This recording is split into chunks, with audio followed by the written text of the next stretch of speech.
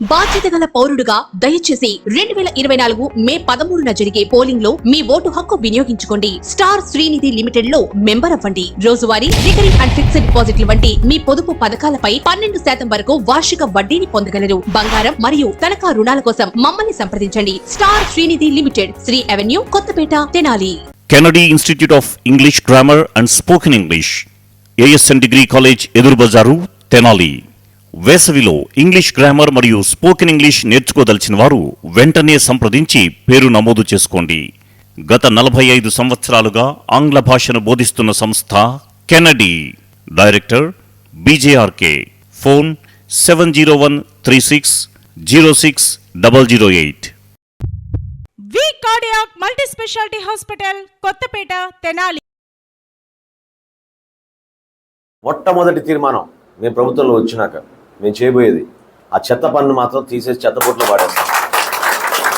చాలా చాలా దుర్మార్గంగా ఆలోచించి పెట్టిన పన్ను అది. దానివల్ల అపార నష్టం కలుగుతుంది.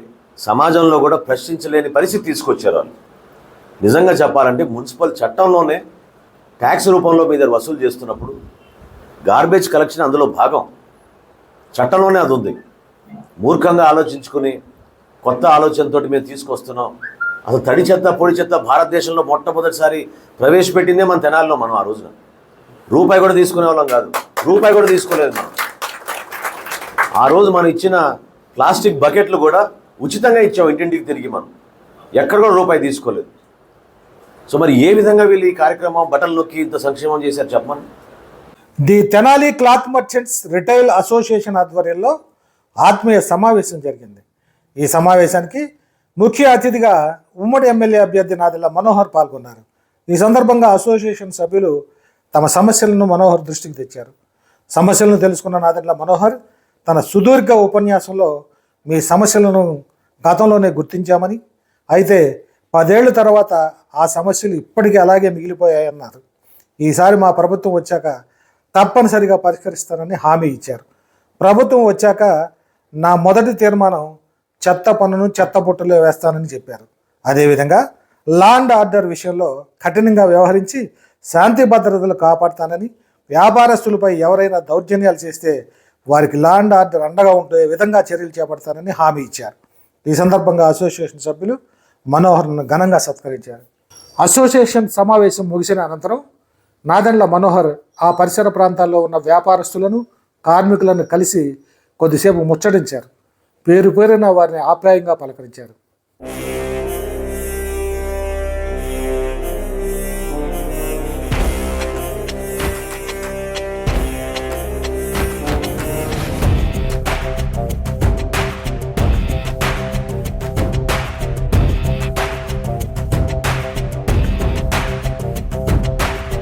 ప్రార్థించే పెదవుల కన్నా సేవించే చేతులు మిన్నా, ఆ మాటను నిండుగా నమ్మే ఉద్యమమే మన జనసేన. సేన సేన సేన జనసేన, సేన సేన సేన సేన సేన జనసేన, సేన సేన.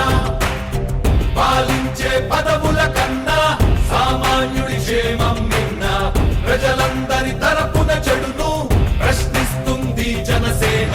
సేన సేన సేన జనసేన, సేన సేన సేన సేన సేన జనసేన, సేన సేన.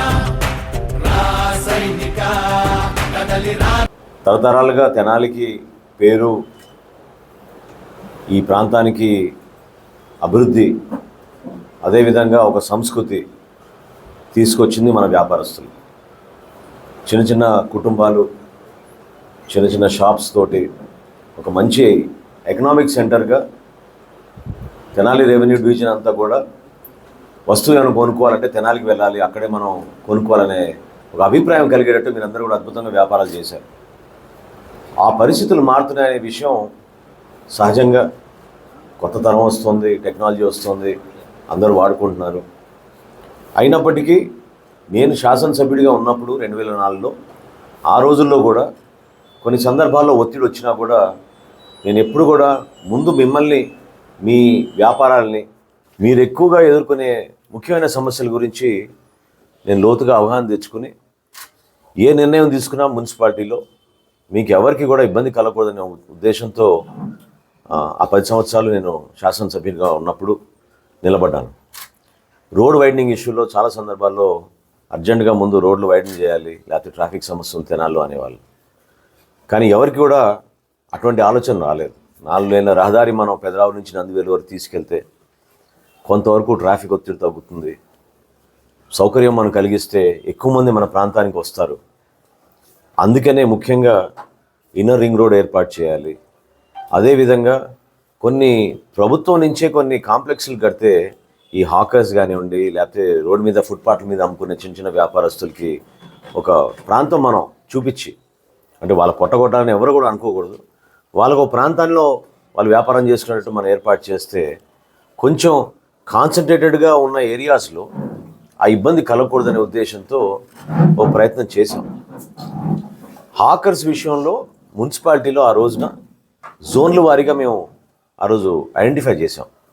అది బహుశా మీ అందరి దృష్టిలో కూడా ఉంటుంది. ఆరెంజ్ జోన్ అని, గ్రీన్ జోన్ అని ఆ రోజులో ఏర్పాటు చేసి ఆ జోన్ల వారీగానే హాకర్స్కి మేము అవకాశం కల్పించి వాళ్ళకి వ్యాపారాలు చేసుకోవడానికి ఒక సదుపాయం కల్పించేవాళ్ళం. కానీ రాను రాను ఇప్పుడు జరుగుతున్న అవినీతి, ఇప్పుడు జరుగుతున్న పరిపాలన చేతగాక వీళ్ళు తీసుకున్న కొన్ని నిర్ణయాల వలన చాలామంది స్థానికంగా ఇబ్బంది పడుతున్నారు. ఇది వాస్తవం, అది ఖచ్చితంగా నేను ఒప్పుకుంటున్నాను. గోపి గారు చాలా బాగా చెప్పారు ఒక ముఖ్యమైన అంశం. అదేంటంటే ఈ మార్పు వలన ఏం రాబోతుంది? ఖచ్చితంగా ఈ మార్పు వలన ఒక మంచి ప్రభుత్వం రాబోతుంది. పరిపాలన అనుభవం కలిగిన నాయకుడు చంద్రబాబు నాయుడు గారు, ఆయన నాయకత్వంలో రాష్ట్రానికి రాబోయే 20-30 సంవత్సరాల్లో మనం చేయాల్సిన కార్యక్రమాల గురించి లోతుగా అవగాహన తెచ్చుకొని ఒక ప్రణాళిక సిద్ధం చేసుకున్నాం. డెఫినెట్గా అందులో అమరావతి ఒక భాగం. అమరావతి రాజధాని అయితే మన సిఆర్డీఏ పరిధిలో ఉన్న పట్టణాలన్నీ కూడా అభివృద్ధి చెందుతాయి, మౌలిక సదుపాయాలు పెరుగుతాయి. మనం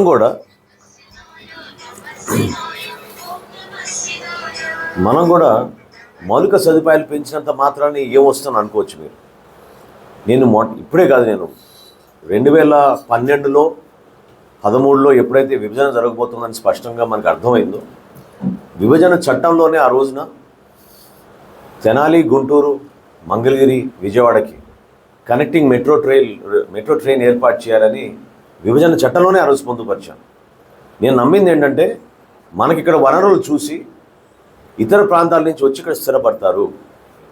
వాళ్ళు ప్రతిరోజు వాళ్ళు చేసుకునే ఉద్యోగాలు కానివ్వండి, వ్యాపారాల కోసం కానివ్వండి, వాళ్ళు ఇతర పట్టణాలకు వెళ్తారు. కానీ స్థిరపడేది మన తెనాల్లో. తద్వారా మీకు ఇక్కడ వ్యాపారం అవకాశం పెరుగుతుంది, ఎక్కువ మంది ఇక్కడ వాళ్ళ ఫ్యామిలీస్తో నివసిస్తారు, మీకు మెరుగైన అవకాశాలు సదుపాయాలు కలగాలన్నప్పుడు మన పట్టణాన్ని కూడా మనం అభివృద్ధి చేయాలి. అది లేకపోతే జరగదు. ఎవరైనా గతంలో రేపటి నుంచి బస్సు ఎక్కొచ్చి తెనాల్లో ఆగి బస్ స్టాండ్ దగ్గరే ఉన్న 4 కొట్ల దగ్గరికి వెళ్ళి సామాన్లు కొనుక్కొని మళ్ళీ తిరిగి వెళ్ళిపోయే పరిస్థితి ఉండేది. ఈరోజు అట్లా కాదు. కన్జ్యూమర్ అనే అతను కంపల్సరీగా చాయిస్ కోసం చూస్తాడు. ఏ షాప్కి వెళ్తే ఎక్కడ బాగుంటుంది, ఎక్కడికి వెళ్ళాలి, ఎవరి దగ్గర కొత్త సరుకులు ఉన్నాయి, ఎవరు మంచి ప్రైస్కి ఇస్తున్నారు, ఈ అంశాలపైన వాళ్ళు ఆలోచించినప్పుడు వాళ్ళకి అటువంటి ఫెసిలిటీస్ కూడా మనం క్రియేట్ చేయాలి.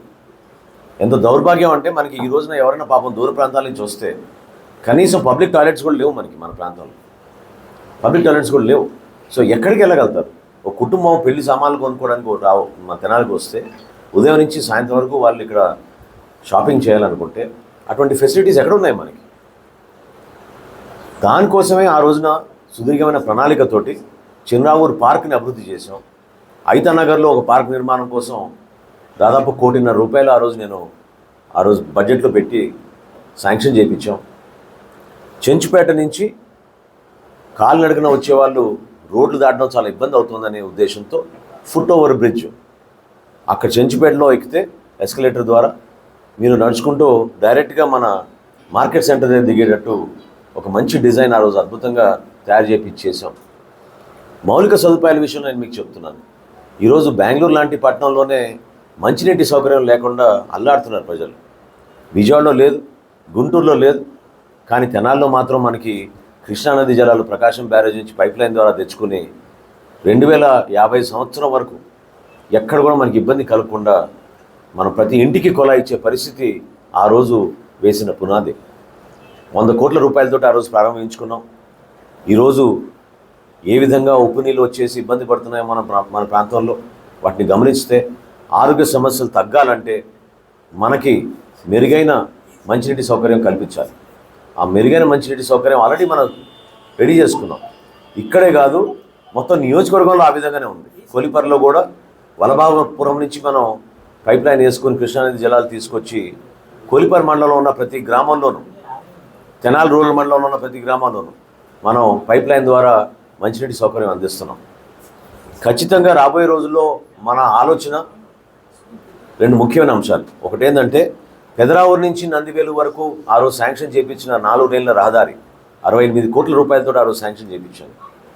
దాన్ని ఎట్టి పరిస్థితుల్లో కూడా రేవేంద్రపాడు వరకు తీసుకెళ్ళి మంగళగిరి నుంచి వస్తున్న జాతీయ రహదారిని అనుసంధానం చేసే విధంగా 4 లేన్ల రహదారి మనం ఏర్పాటు చేయకపోతే చాలా చాలా పొరపాటు జరుగుతుంది. ఈ రోజున ఎంతోమంది మన బిడ్డలు చనిపోతున్నారు.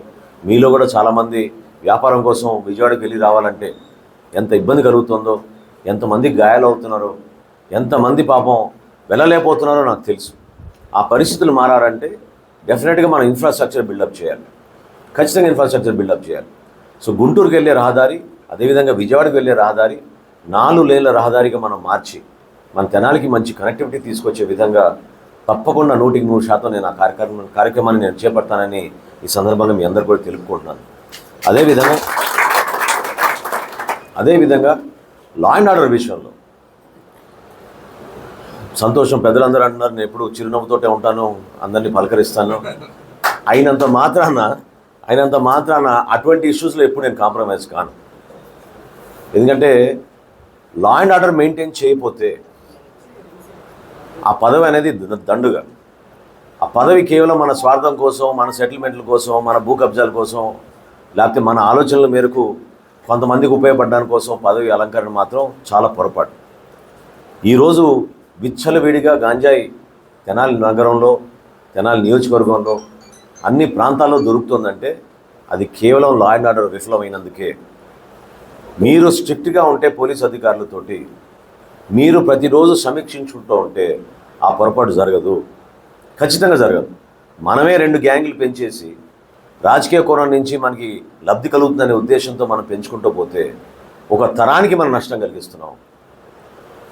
ఇది చాలా స్పష్టంగా నాకు అర్థమయ్యేది ఏంటంటే యువతని మత్తులో దింపేస్తే ప్రశ్నించే వాళ్ళు ఎవరు ఉండరు, అడిగే వాళ్ళు ఎవరు ఉండరు అనే దురాలోచనతో వీళ్ళు చేసిన కార్యక్రమం.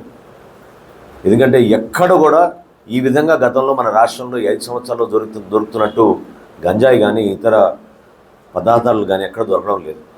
ఇప్పుడు మాత్రం విచ్చలవిడిగా ఏ గ్రామానికి వెళ్ళినా తల్లిదండ్రులు మొత్తుకుంటున్నారు. చిన్న బడ్డీ కొట్లో కూడా అమ్ముతున్నారు.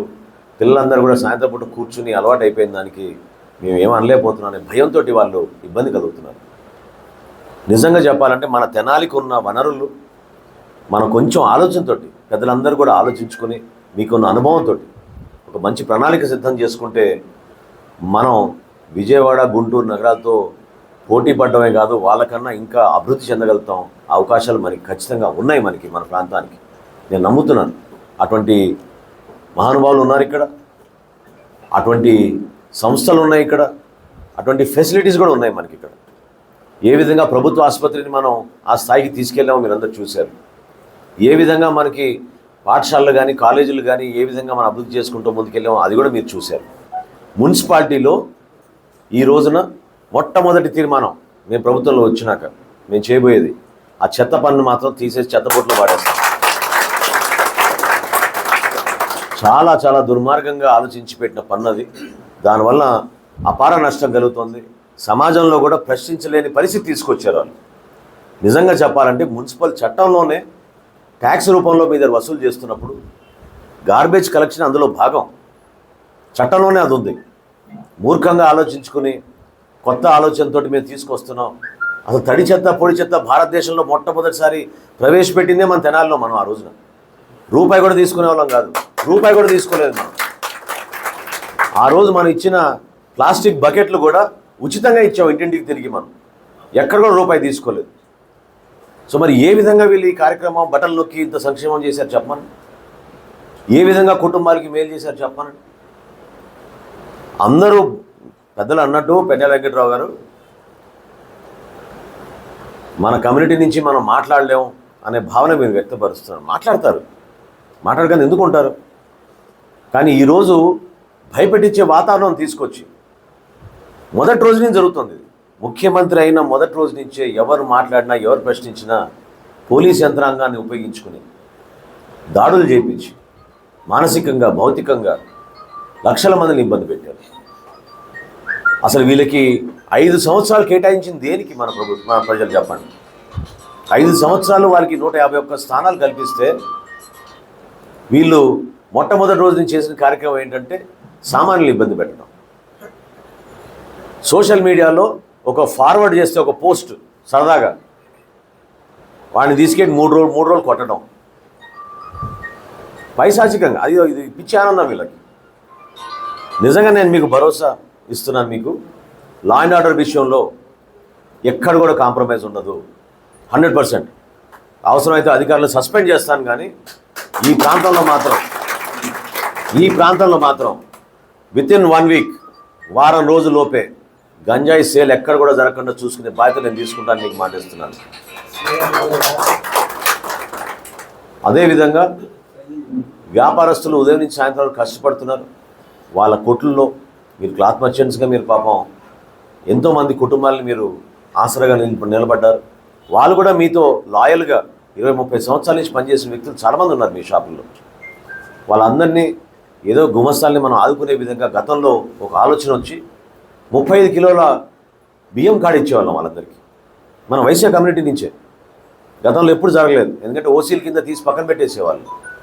వాళ్ళ పేదరికం గమనించి, వాళ్ళు పడుతున్న కష్టాలను చూసి ఖచ్చితంగా ఆ కుటుంబాన్ని మనం ఆదుకోవాలి. ఎందుకంటే వాళ్ళు కష్టపడి బిడ్డలు చదివించుకుంటున్నారు. చాలామంది పాపం బిడ్డల్ని ఇంజనీరింగ్ చదివించుకున్నారు, డిగ్రీలు పూర్తయినాయి, వాళ్ళకి ఉద్యోగ అవకాశాలు లేవు. అటువంటి కుటుంబాలను ఆదుకోవాలని 35 కిలోల అంత్యోదయ పథకం కింద ఆ రోజు బియ్యం కార్డులు వాళ్ళందరూ కూడా అందజేశాం.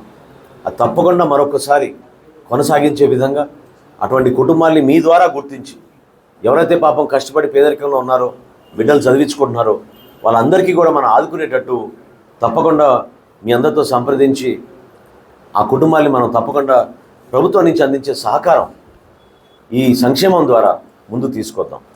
ఇదే కాకుండా మేము ఆలోచించేది మంచి కార్యక్రమం ఒకటి ఉంది. అదేంటంటే ఎవరైనా యువకులు ఒక 10 మందికి ఉపాధి కల్పించగలిగితే, ఇప్పుడు మీరు నాకు అన్నారు మాల్స్ గురించి, మాల్స్ ప్రోత్సహిస్తామని కాదు. మాల్స్ అనేది ఎక్కడ రావాలి, ఎట్లా రావాలి, దానికి ఎటువంటి మినిమం ఫెసిలిటీస్ ఉండాలి, అవేం లేకుండా కేవలం బోర్డు పెట్టుకుంటే మాల్ అని అది సరిపోదు.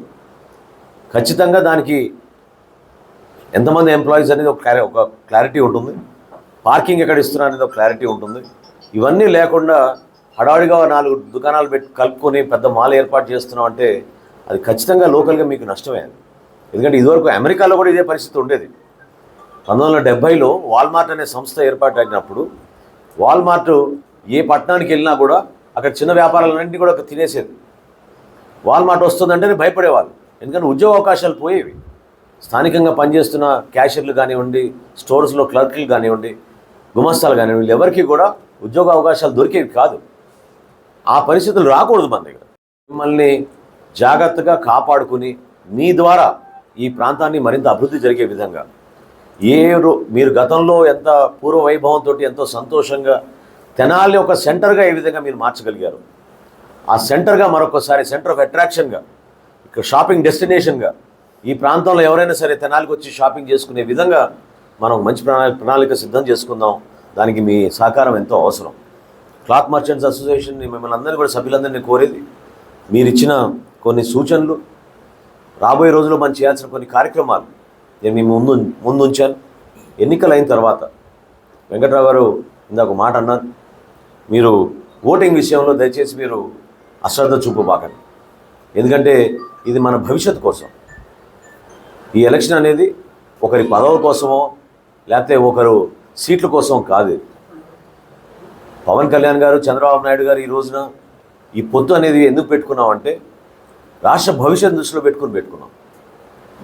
అంతేగాని స్వార్థాల కోసమో. చంద్రబాబు నాయుడు గారు 14 సంవత్సరాలు ముఖ్యమంత్రిగా చేశారు. ఆయనకి మరొకసారి పదవి కావాలనేవి తపన లేదు. కాకపోతే తెలుగు జాతిని కాపాడాలి. ఏ విధంగా 5 సంవత్సరాల నుంచి నష్టం జరిగిందో ఆ నష్టాన్ని పూడ్చడానికి ఖచ్చితంగా మరొకసారి ప్రభుత్వంలోకి వచ్చి జాగ్రత్తగా మనం నడపాలి, లేకపోతే మన బిడ్డలకి నష్టం జరుగుతుందనే ఉద్దేశంతో తీసుకున్న నిర్ణయం. అందులో భాగంగా భారతీయ జనతా పార్టీ నుంచి నరేంద్ర మోడీ గారు మన రాష్ట్రం గురించి ఆలోచించి చాలా పొరపాటు జరిగింది, అంధకారంలో నెట్టేశారు జగన్మోహన్ రెడ్డి గారు ఆంధ్రప్రదేశ్ని. చాలా పొరపాటు. తెలంగాణ ఏ విధంగా అభివృద్ధి జరుగుతుందో చూసుకోండి మీరు, దాంతో మీరు పోటీ పడాలి అనే మాట ఆయన అన్నారు. సో మన అంతిమంగా మనం ఆలోచించాల్సింది ఒక ఎలక్షన్ కోసం కాదు మేము తీసుకున్న నిర్ణయం ఇది.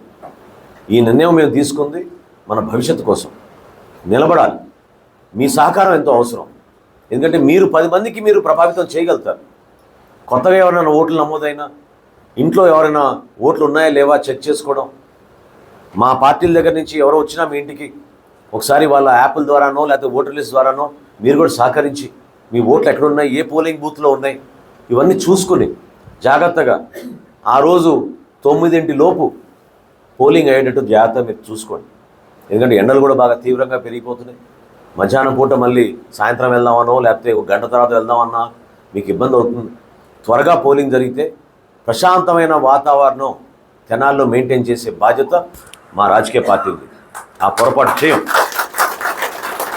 ఎవరైనా సరే పిచ్చి పిచ్చి ఆలోచనలు పెట్టుకున్న వ్యక్తులకి నేను చెప్తున్నాను, అటువంటి ఆలోచనలు తీసేయండి మీ మైండ్లోంచి.